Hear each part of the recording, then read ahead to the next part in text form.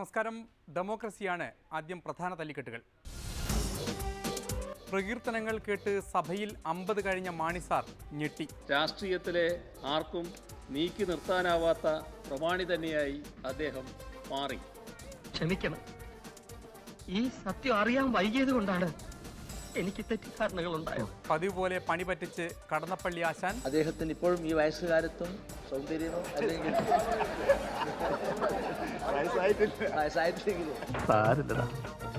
നീ എവിടെ പരിപാടി അവതരിപ്പിച്ചാലും ഇത് തന്നെയാണല്ലോ നിന്റെ വിധി. കിട്ടിയ അവസരം പാഴാക്കാതെ PC ജോർജും. അകലെ കിടക്കുന്ന മിത്രത്തെക്കാൾ അടുത്ത് കിടക്കുന്ന ശത്രു അന്തരിച്ച അതെന്നെ ഉദ്ദേശിച്ചാണ്, എന്നെ തന്നെ ഉദ്ദേശിച്ചാണ്, എന്നെ മാത്രം ഉദ്ദേശിച്ചാണ്. ലാവ്ലിൻ കേസിൽ നിന്ന് തലയൂരാൻ തിരക്കിട്ട ചർച്ചകൾ. മിസ്റ്റർ ഐസക്, നിങ്ങൾക്ക് ഹാജരാകാൻ കഴിയില്ലെങ്കിൽ വേണ്ട മിസ്റ്റർ, മറ്റാരെ എന്നുള്ളത് എനിക്ക് വിട്ടേക്കൂ. ഈ നാട്ടില് വേറെ ഉണ്ടല്ലോ വക്കീൽമാർ. Thank you so much. Isaac വക്കീലോ? അയാൾക്ക് ഹാജരാകാൻ കഴിയില്ല. ജൂനിയേഴ്സിന് ആരെങ്കിലും വിടാമെന്ന് നാറി വലിയതാ. അപ്പൊ പിന്നെ ആരാ? ഒടുവിൽ രക്ഷകനായി എത്തുന്നത് കോടികൾ വിലയുള്ള ഹരീഷ് സാൽവെ. നിന്റെയൊക്കെ ശബ്ദം പൊങ്ങിയാൽ രോമത്തിന് കൊള്ളുകയല്ലേ. നന്ദഗോപാൽമാരാർക്ക് വിലയിടാൻ അങ്ങ് തലസ്ഥാനത്ത് ദില്ലിയിലും ഒരുപാട് ക്ണാപ്പന്മാർ ശ്രമിച്ചു നോക്കിയതാ. കാസർഗോട്ടുകാരുടെ പ്രശ്നങ്ങൾ അനുദിനം വർദ്ധിക്കുന്നു. സമരത്തിന് പുത്തൻ മാർഗം കണ്ടെത്തി യുവാക്കൾ. കൊല്ലത്തുനിന്ന് ഇവിടം വരെ യാത്ര ചെയ്ത് കുടുങ്ങി മൂത്രമൊഴിക്കാൻ മുട്ടിട്ട് രക്ഷയില്ല. എവിടെ പോയി മൂത്രമൊഴിക്കാൻ? മാസങ്ങൾക്ക് മുമ്പ് എന്നും എപ്പോഴും കേട്ടിരുന്ന ഒരു പേരുണ്ടായിരുന്നു, KM മാണി. ബാർക്കോഴ കേസ് കത്തി നിൽക്കുമ്പോൾ മാണിയുടെ രാജിക്ക് വേണ്ടി എന്നും മുറവിളിയായിരുന്നു. ഒടുവിൽ മാണിയുടെ പതനം കണ്ട് പുതിയ സർക്കാർ നിലവിൽ വന്നതിന് ശേഷം വീണ്ടും ആ പേരിന്ന് മുഴുങ്ങിക്കേട്ടു. ഇന്ന് പ്രതിഷേധമായിരുന്നില്ല, പകരം പ്രകീർത്തനങ്ങളായിരുന്നു. മാണി സാർ നിയമസഭാ സാമാജികനായിട്ട് 50 വർഷം പൂർത്തിയായിരിക്കുന്നു.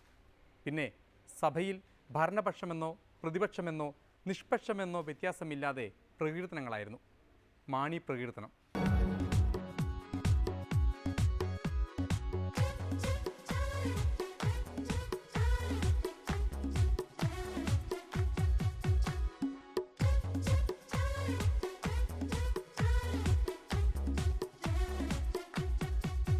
നമ്മെ സംബന്ധിച്ചിടത്തോളം ഇന്ന് വളരെ അഭിമാനകരവും സന്തോഷകരവുമായൊരു ദിവസമാണ്.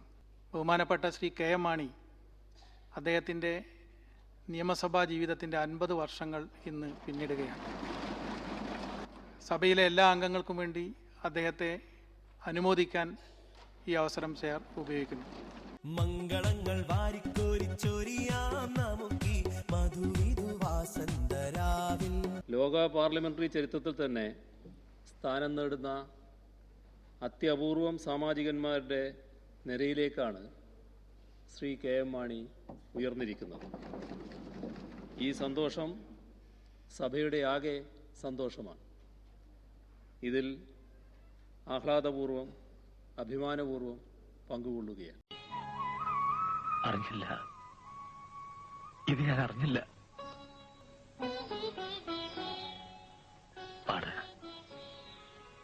മുഴുവൻ പാടൂ. അരനൂറ്റാണ്ട് തുടർച്ചയായി നിയമനിർമ്മാണ സഭയിൽ അംഗമായിരിക്കുക.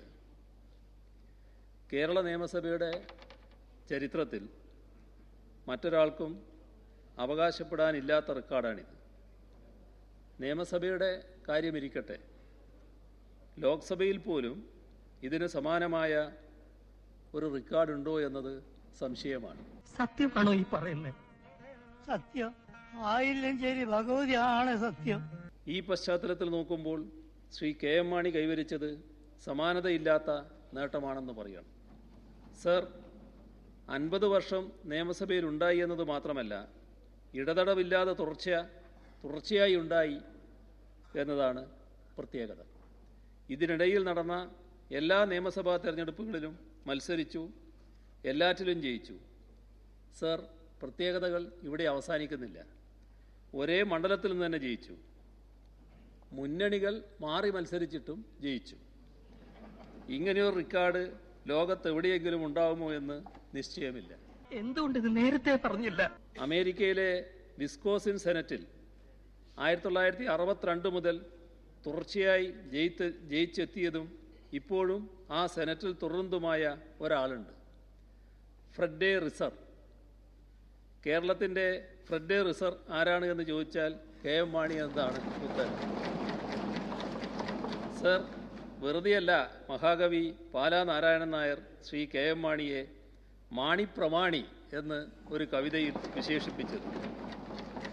രാഷ്ട്രീയത്തിലെ ആർക്കും നീക്കി നിർത്താനാവാത്ത പ്രമാണി തന്നെയായി അദ്ദേഹം മാറി. ക്ഷമിക്കണം, ഈ സത്യം അറിയാൻ വൈകിയത് കൊണ്ടാണ് എനിക്ക് തെറ്റിദ്ധാരണകൾ ഉണ്ടായത്. അതുപോട്ടെ. പല തലമുറകൾ മാറി വന്നു. അപ്പോഴും KM മാണി നിയമസഭാംഗമായി തുടർന്നു. രാഷ്ട്രീയ അഭിരുചി മാറി വന്നു, സഖ്യങ്ങൾ മാറി വന്നു. അപ്പോഴും മാറാത്ത സാന്നിധ്യമായി നിയമസഭയിൽ ഒരാളേ ഉണ്ടായുള്ളൂ, അത് ശ്രീ KM മാണിയാണ്. അരനൂറ്റാണ്ട് കാലത്തെ എല്ലാ തെരഞ്ഞെടുപ്പുകളിലും മത്സരിക്കുക, എല്ലാറ്റിലും ജയിച്ച് നിയമസഭയിലെത്തുക, അതും ഒരേ മണ്ഡലത്തിൽ നിന്ന് തന്നെ എത്തുക. പലതിലും ഇന്ത്യക്ക് മാതൃകയായിട്ടുള്ള കേരളവും കേരള നിയമസഭയും KM മാണിയിലൂടെ പുതിയൊരു റെക്കോർഡ് ഇന്ത്യക്കും ലോകത്തിനും മുന്നിൽ വെച്ചു എന്നതാണ് സത്യം. അറിഞ്ഞില്ല, ഇത് ഞാൻ അറിഞ്ഞില്ല. ജയത്തിൽ മാത്രമല്ല ഈ റെക്കോർഡ്. ഏറ്റവും കൂടുതൽ കാലം മന്ത്രിയായിരുന്നയാൾ, ഏറ്റവും കൂടുതൽ ബജറ്റ് അവതരിപ്പിച്ചയാൾ, ഒരേ മണ്ഡലത്തെ തന്നെ ഏറ്റവും കൂടുതൽ പ്രതിനിധാനം ചെയ്തയാൾ. അങ്ങനെ പോകുന്നു ശ്രീ KM മാണിയുടെ റെക്കോർഡ് പരമ്പര. ഈ റെക്കോർഡുകൾ വരുംകാലത്ത് ഏതെങ്കിലും ഒരു ഘട്ടത്തിൽ ആർക്കെങ്കിലും തകർക്കാനാവുമോ എന്ന് സംശയമാണ്.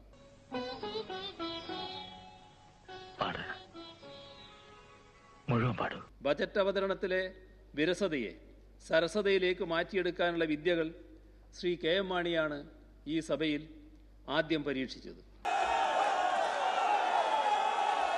ബജറ്റിനിടയിൽ സംസ്കൃത ശ്ലോകങ്ങൾ വരെ ഒരിക്കൽ അദ്ദേഹം ഉദ്ധരിച്ചത് ഞാൻ ഓർക്കുകയാണ്. ഇത്തരത്തിലും മറ്റും ബജറ്റ് അവതരണത്തിൽ പുതുമയുണ്ടാക്കി ശ്രീ KM മാണി. ആ പ്രവണത കൂടുതൽ പടർന്ന് ഇന്നും തുടരുന്നു. പട്ടുമെത്ത വിരിച്ചതിലിരുത്താം ഇവരെ കല്യാണ പാട്ടുപാടിയുണർത്താം.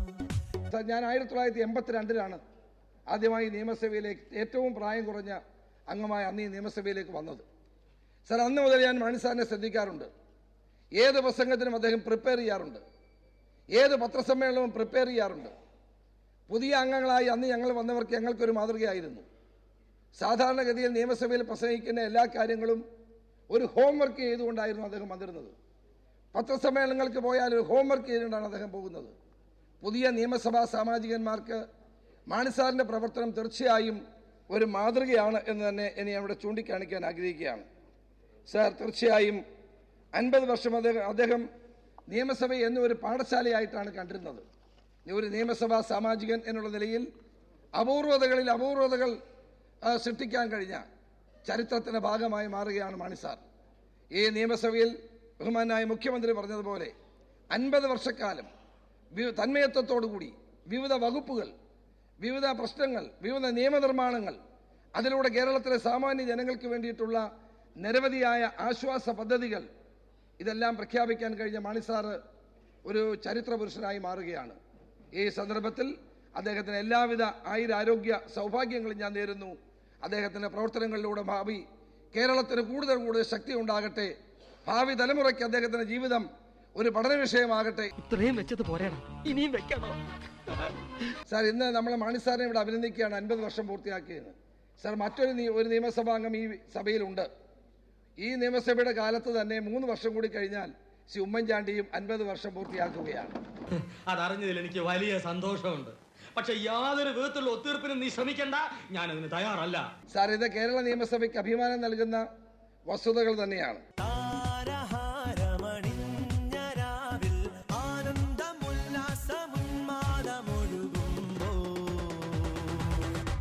ചുവടുവച്ചു പാടാം ശുഭരാത്രി, മനസ്സുകൊണ്ട് നേരാം ആശംസ.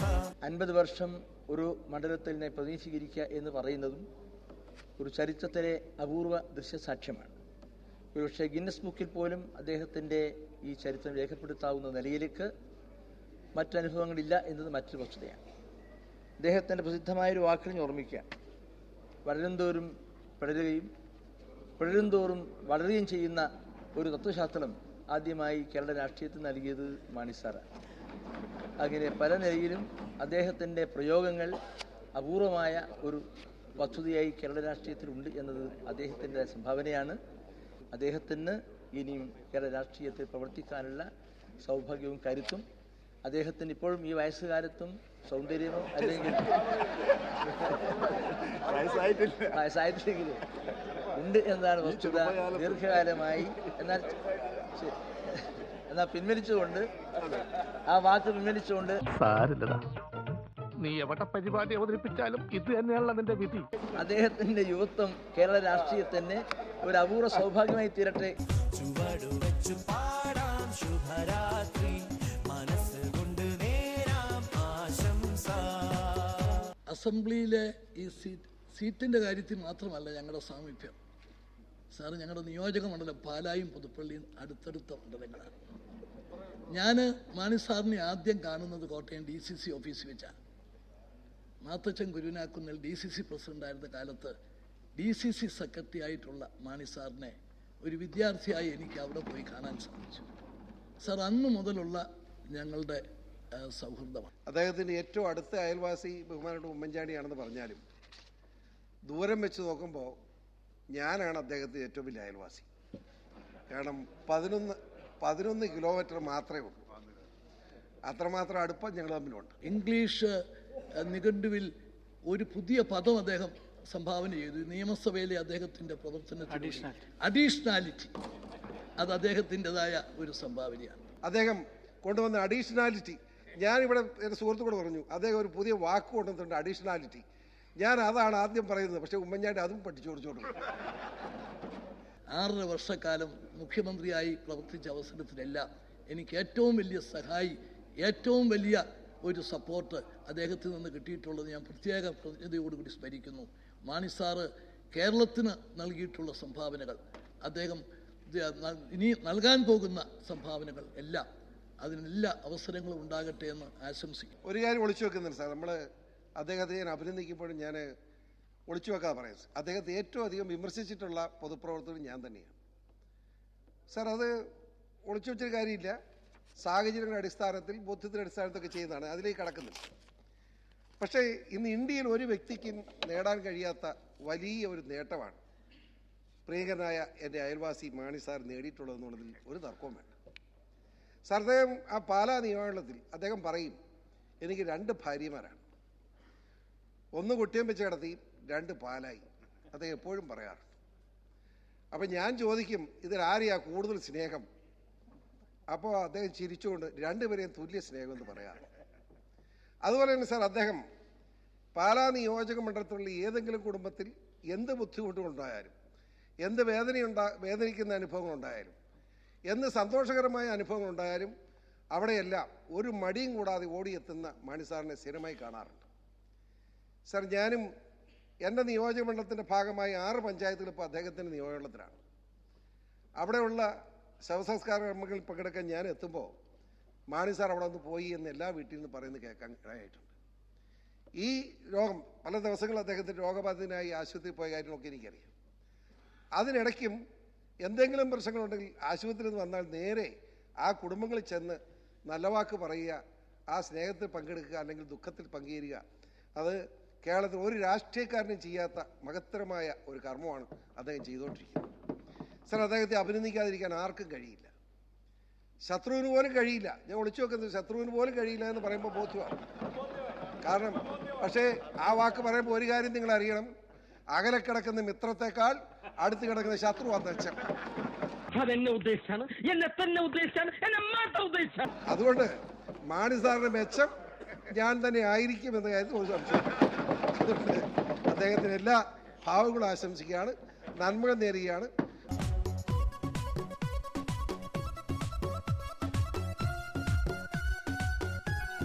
ബഹുമാന്യനായ മുഖ്യമന്ത്രി കലവറയില്ലാതെ എന്നെ അഭിനന്ദിക്കുകയുണ്ടായി.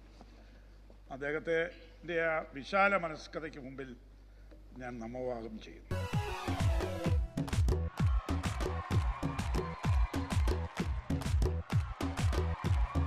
ഇപ്പോഴായിരിക്കും മനസ്സിലായത് നമ്മൾ ശത്രുക്കളെന്ന് കരുതുന്ന പല ആളുകളും നമ്മളെ മിത്രങ്ങളാണ്.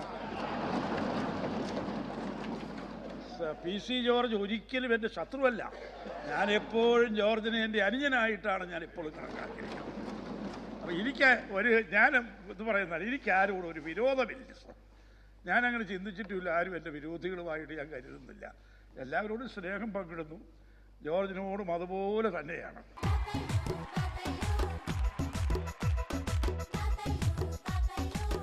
കഴിഞ്ഞ 13 തെരഞ്ഞെടുപ്പുകളിൽ തുടരെ എന്നെ ഒരേ നിയോജക മണ്ഡലത്തിൽ നിന്നും വിജയിപ്പിച്ച പാലായിലെ എൻ്റെ പ്രിയപ്പെട്ട സംവിധായകരെ സ്മരിക്കാതെ പോകുന്നത് ശരിയായിരിക്കും എന്നെനിക്ക് തോന്നുന്നു. അവരോടുള്ള എൻ്റെ നിസ്സീമമായ കടപ്പാടും നന്ദിയും ഞാൻ ഈ കേരള നിയമസഭാ തലത്തിൽ പ്രകടിപ്പിക്കുകയാണ്.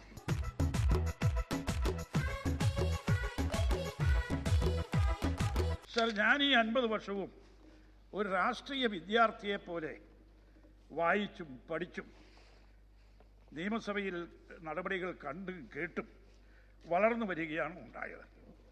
ഒരു നിയമസഭാ സാമാജികൻ്റെ കൃത്യനിരൂപണത്തിനപ്പുറം എനിക്ക് ഒരു ചാരിതാർത്ഥ്യമുള്ളത്, ഞാനൊരു വ്യക്തിയെപ്പോലും നൊമ്പരപ്പെടുത്തിയിട്ടില്ല, തൊട്ട് നോവിച്ചിട്ടില്ല. ഒരാളെപ്പോലും വ്യക്തിപരമായി ആക്ഷേപിക്കുവാൻ ഞാൻ ഈ സഭാതലം ഒരിക്കലും ഉപയോഗിച്ചിട്ടില്ല എന്നുള്ളതിൽ എനിക്ക് വലിയ ചരിതാർത്ഥ്യമുണ്ട്. നിങ്ങളെല്ലാവരുടെയും അനുഗ്രഹം എനിക്കുണ്ടാവണമെന്ന് വീണ്ടും ഞാൻ താങ്ക് യു. തെറ്റിപ്പിരിഞ്ഞപ്പോൾ PC ജോർജ് മാണി സാറിനെ വിളിച്ച തെറികളൊന്നും സമയക്കുറവ് മൂലം ഇവിടെ ഉൾപ്പെടുത്തുന്നില്ല. ഒപ്പം ബാർ കേസ് വന്നപ്പോൾ ഇടതുപക്ഷം മാണി സാറിനെ പേരെടുത്ത് പറഞ്ഞ കാര്യങ്ങളും ഇവിടെ ഉണർത്തുന്നില്ല. പിന്നെ പിണറായി വായിച്ച പ്രഭാമയമുള്ള ഈ പുകഴ്ത്തലുകളൊക്കെ എവിടെയും നിലം തൊടാതെ നിൽക്കുന്ന മാണി സാറിനെ തളച്ചിടാനാണ്. അവിടെയും ആരെയും പേരെടുത്ത് വിമർശിച്ചില്ല എന്ന് പറഞ്ഞ മാണി സാറിന് ഈ 50 വർഷക്കാലം കൊണ്ട് എങ്ങനെ കൂട്ടിക്കിഴിച്ച് നോക്കിയാലും ലാഭം മാത്രമേ ഉണ്ടായിട്ടുള്ളൂ എന്നത് പരമാർത്ഥവും. അതുകൊണ്ടായിരിക്കാം മറുപടി പ്രസംഗത്തിൽ എൻ്റെ കൈകൾ ശുദ്ധമാണെന്നോ തെറ്റ് ചെയ്തവനെ കല്ലെറിയൂ തുടങ്ങിയ വാക്കുകൾ അദ്ദേഹം ഉപയോഗിക്കാതിരുന്നതെന്ന് മാത്രം പറഞ്ഞുകൊണ്ട് ഇടവേളയിലേക്കാണ്. അത് കഴിഞ്ഞാൽ പിണറായി ഇറക്കാൻ കോടികൾ ഇറക്കി കോടിയേരി.